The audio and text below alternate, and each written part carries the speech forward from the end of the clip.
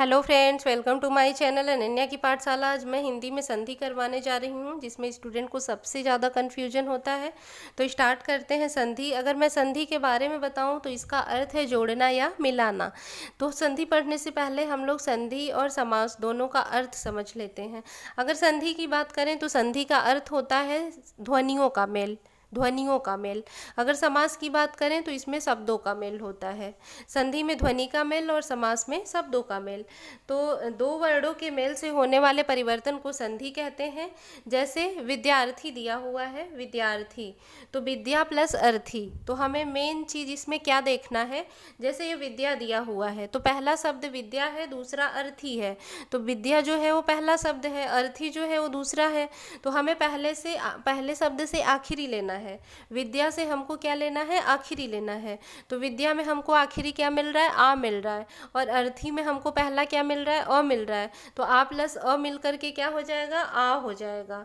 तो विद्या प्लस अर्थी विद्यार्थी। अगर इसी तरह हम लोग शिक्षार्थी की बात करें तो शिक्षा प्लस अर्थी। तो शिक्षा में हमको क्या मिल रहा है, पहला शब्द शिक्षा है, इसका आखिरी हमें क्या मिल रहा है, आ मिल रहा है।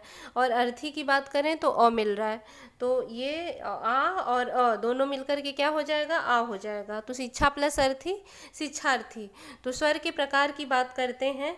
जो अभी हम लोगों ने नियम देखा है कि पहले शब्द का लास्ट देखना है और दूसरे शब्द का स्टार्टिंग देखना है। तो पूरे संधि में हमको यही देखने को मिलेगा। तो मेन हमको यही फाइंड करना है पूरे संधि में। तो संधि के प्रकार देखते हैं। तो संधि के 3 प्रकार होते हैं, स्वर संधि, व्यंजन संधि और विसर्ग संधि। स्वर संधि की बात करें तो स्वर के बाद स्वर अर्थात दो स्वरों के मेल से होने वाले परिवर्तन को स्वर संधि कहते हैं। जो जब दो स्वर मिल करके परिवर्तन ला दें तो वही क्या है, स्वर संधि है। स्वर संधि 5 प्रकार के होते हैं, दीर्घ, गुण, वृद्धि, यड़ और अयादि संधि। हम लोग आज पढ़ेंगे दीर्घ संधि। पहले स्टार्ट करेंगे दीर्घ संधि से।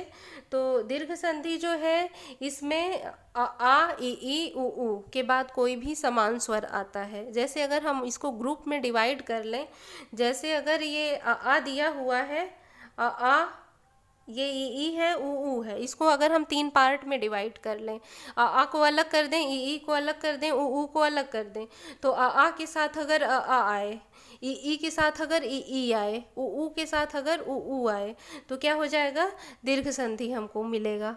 फाइंड हमको दीर्घ संधि होगा। जैसे हम नियम देखते हैं पहले नियम से। पहला नियम हम लोग आ का लेते हैं। तो अ प्लस आ मिल करके आ हो जाएगा, आ प्लस अ मिल करके आ हो जाएगा, आ प्लस आ मिल करके आ हो जाएगा। तो इसमें हमें क्या देखने को मिल रहा है, अ से रिलेटेड जितने भी शब्द हैं अ से रिलेटेड है। अगर हम लोग दूसरे नियम में, दीर्घ संधि के दूसरे नियम में देखेंगे तो उसमें सिर्फ ई मिलेगा, चाहे बड़ा हो या छोटा। इसी तरह हम लोग तीसरे नियम को देखेंगे तो उसमें सिर्फ ऊ मिलेगा। तो हम लोग अ का एग्जाम्पल देखते हैं। जैसे शिक्षार्थी दिया हुआ है, तो शिक्षा प्लस अर्थी। तो शिक्षा पहला है, इसका हम लोग आखिरी देखेंगे तो आखिरी में हमको क्या मिल रहा है, आ मिल रहा है। और अर्थी का हम लोग पहला देखेंगे तो इसमें हमें क्या मिल रहा है, अ मिल रहा है। तो शिक्षा प्लस अर्थी मिल करके क्या हो जाएगा, शिक्षार्थी। इसी तरह हम लोग शिवालय की बात करें तो शिव में हमें क्या मिल रहा है, अ मिल रहा है। शिव क्या है, व जो है ये व्यंजन है। कोई भी व्यंजन अ के बिना क्या है, अधूरा है, आधा है। अगर उसमें जैसे कोई भी व्यंजन है उसमें अगर स्वर ना लगा हो तो क्या होता है, अधूरा होता है, वो आधा है। अगर व में अगर स्वर ना लगा होता तो क्या होता, व को हम लोग आधा वो पढ़ते। तो शिव में हमें क्या मिल रहा है, अ मिल रहा है, शिव अ। और प्लस आलय, अगर किसी भी कोई भी अक्षर हो, अगर उसमें हमको कुछ भी देखने को मात्रा नहीं मिलता है तो हम लोग उसमें अ मान लेते हैं, अ उसमें हिडन होता है।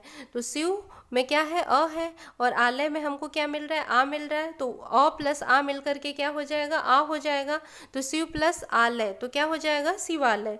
इसी तरह अगर हम लोग परमार्थ की बात करें, परमार्थ, तो परम में हमें क्या मिल रहा है, अ मिल रहा है। अर्थ में हमें क्या मिल रहा है, परम का हम लोग आखिरी देखेंगे, परम अ, और अर्थ का पहला। तो अ और अ मिल करके क्या हो जाएगा, आ हो जाएगा। तो परमार्थ। आगे बढ़ते हैं, दूसरा नियम देखते हैं। ये पहला नियम था जिसमें कि सिर्फ हमें आ देखने को मिला है। ई अब देखते हैं दूसरे नियम में।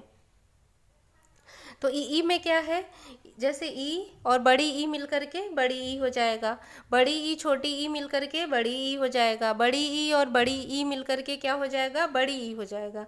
इसका एग्जाम्पल हम लोग देखते हैं, जैसे हरी प्लस ईस है, तो हरी में क्या है, हरी पहला शब्द है, इसके आखिरी में हमको क्या मिल रहा है, छोटी ई, और ईस में हमें बड़ी ई, तो छोटी और बड़ी ई मिल करके क्या हो जाएगा, बड़ी ई। हमेशा हमें बड़ा फाइंड होगा, तो हरी प्लस ईस मिलकर के क्या हो जाएगा, हरीश।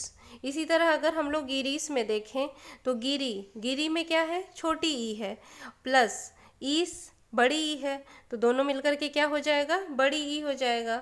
यहाँ पे बड़ी ई हमें मिल रहा है, जितने भी एग्जाम्पल दिए हुए हैं सब में ही हमको क्या मिल रहा है, बड़ी ई मिल रहा है।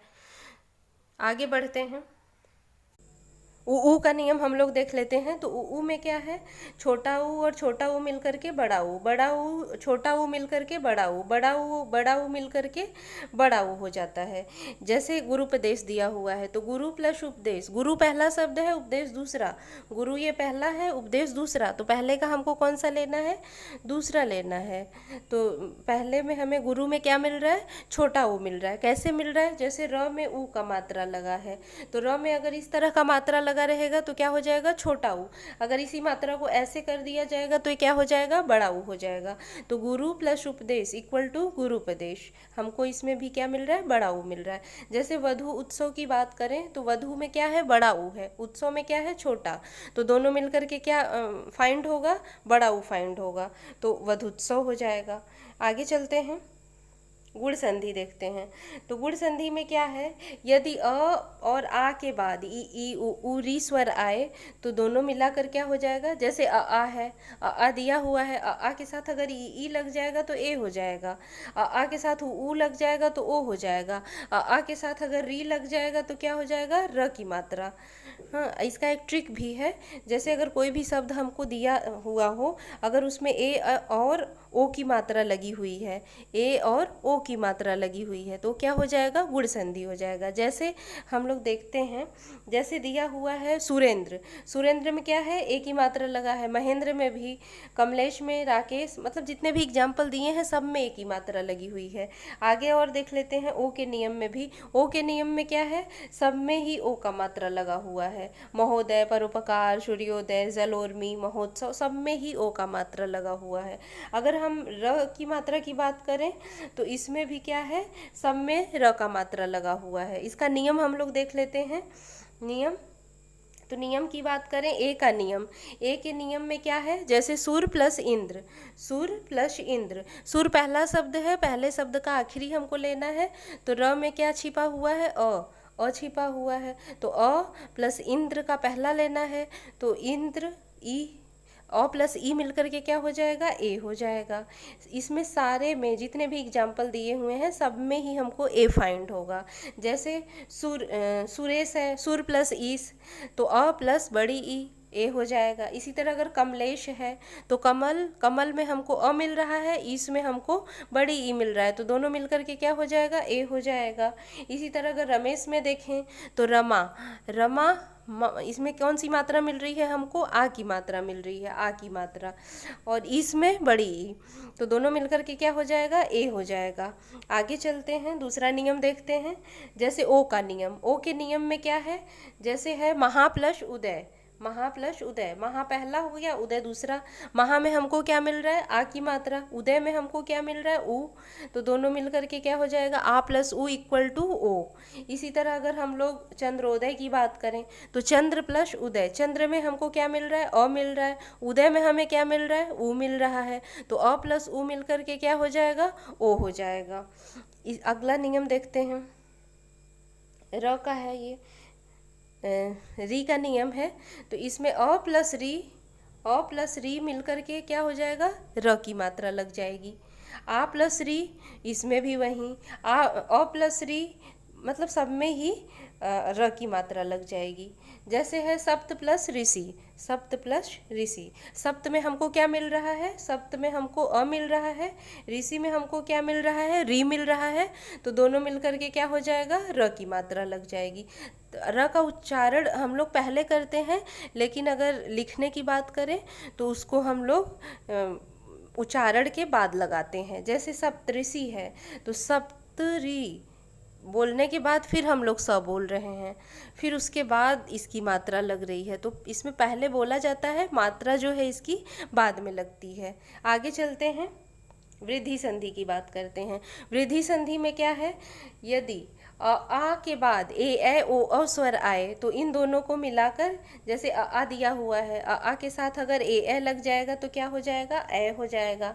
आ के साथ अगर ओ औ लग जाएगा तो क्या हो जाएगा, औ हो जाएगा। इसको भी पहचानने का ट्रिक है, अगर इसमें वृद्धि संधि में ए और औ की मात्रा, ए और औ की मात्रा दी हुई हो तो वृद्धि संधि है। जैसे हम लोग देख लेते हैं एग्जाम्पल में, जैसे सदैव है, इसमें ए की मात्रा लगी हुई है, ये क्या है, वृद्धि संधि। तथैव है, इसमें ए की मात्रा है, वृद्धि संधि। एकैक है, इसमें ए की मात्रा है, वृद्धि संधि। इसी तरह आगे दूसरा देख लेते हैं औ की मात्रा का, तो वनौषध है, परमौषधि है, परमौषध है, महोजस्वी है, तो सब में क्या लगा हुआ है, औ की मात्रा। तो अगर ए और औ की मात्रा आ जाए तो क्या होगा, वृद्धि संधि हो जाएगा। इसका नियम हम लोग देख लेते हैं। नियम क्या है, यदि एक मात्रा से दो मात्रा हो जाए तो वृद्धि संधि। इसमें है जैसे सदा, सदा प्लस एव, सदा में हमको क्या मिल रहा है, पहले में हमको आ मिल रहा है, एव में क्या मिल रहा है, ए मिल रहा है, तो आ प्लस ए मिल करके क्या हो जाएगा, ए हो जाएगा। इसी तरह अगर हम लोग एक में देखें, एक प्लस एक में हमको अ मिल रहा है, और दूसरे वाले एक में पहला लेना है तो पहले में हमको ए मिल रहा है, तो अ प्लस ए मिल करके क्या हो जाएगा, ए हो जाएगा। तो क्या हो जाएगा, एक। आगे चलते हैं, आगे जैसे और भी एग्जाम्पल दिए हुए हैं। औ की मात्रा का नियम देखते हैं। औ की मात्रा में क्या है, जैसे है वन प्लस औषध, वन प्लस औषध, वन पहला है, औषध दूसरा। पहले का हमको लास्ट लेना है, वन में हमको अ मिल रहा है, और औषध दूसरा है, दूसरे में हमको क्या लेना है, पहला लेना है। तो औषध में हम क्या लेंगे, औ लेंगे, तो अ प्लस औ इक्वल टू क्या हो जाएगा, औ हो जाएगा।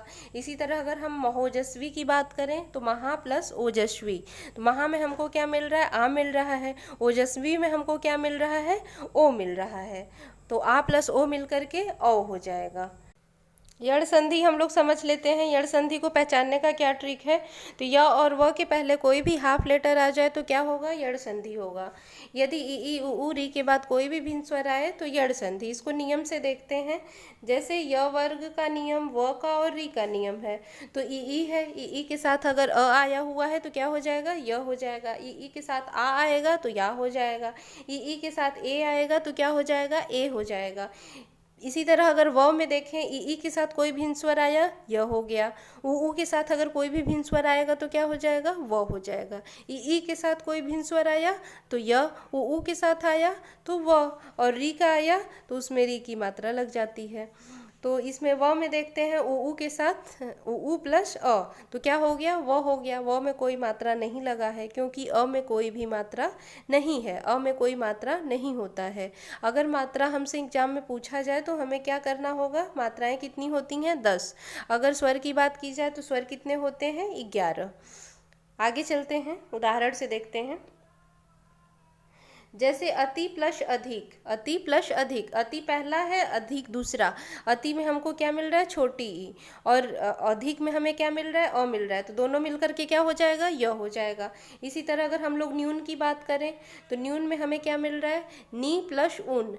नी क्या है, छोटी ई, नी में हमें छोटी ई मिल रहा है, और ऊ में हमें बड़ा ऊ, दोनों मिलकर के क्या हो जाएगा, यू हो जाएगा। इसी तरह प्रति एक की बात करें तो प्रति में हमको छोटी ई और एक में हमें ए मिल रहा है, तो क्या हो जाएगा, य पे ए की मात्रा, ये हो जाएगा। इसी तरह आगे देखते हैं, यदि य वर्ग से पहले आधे वर्ण हों तो उनको छोटी ई की मात्रा में बदलकर लिख लेते हैं। जैसे अत्यधिक दिया हुआ है, तो अत्यधिक को हम लोग कैसे तोड़ेंगे, तो आधा त जो दिया हुआ है इसको हम लोग पूरा त कर लेंगे। पूरा त करके क्या करेंगे, इसमें छोटी ई की मात्रा लगा देंगे, तो ये क्या हो जाएगा, अति। हिडन है तो अति प्लस अधिक। हमें क्या करना है, जो भी आधा अक्षर दिया होगा उसको पूरा करके उसमें छोटी ई की मात्रा लगा देना है। और भी एग्जाम्पल है, जैसे है यद्यपि, यद्यपि दिया हुआ है तो यद्यपि में क्या हिडन है, यद्यपि में आधा अक्षर कौन सा है, हाँ, दिया लिखा हुआ है तो इसको हम लोग कैसे लिखते हैं, आधा दो, आधा दो और पी। तो इसमें हमें क्या मिल रहा है, आधा अक्षर, आधा द मिल रहा है, तो आधा दो को हम लोग क्या करेंगे, पूरा कर देंगे। तो यदि लिखेंगे, द में क्या करेंगे, छोटी ई की मात्रा लगा देंगे। तो यदि और अ हिडन है, तो यदि प्लस अपि क्या हो जाएगा, यद्यपि। आगे चलते हैं, व का उदाहरण देखते हैं। जैसे व में है अनु प्लस ए, तो अन्वय, अनु प्लस ए, अनु में हमको क्या मिल रहा है, छोटा ऊ मिल रहा है, और ए में हमको क्या मिल रहा है, अ मिल रहा है।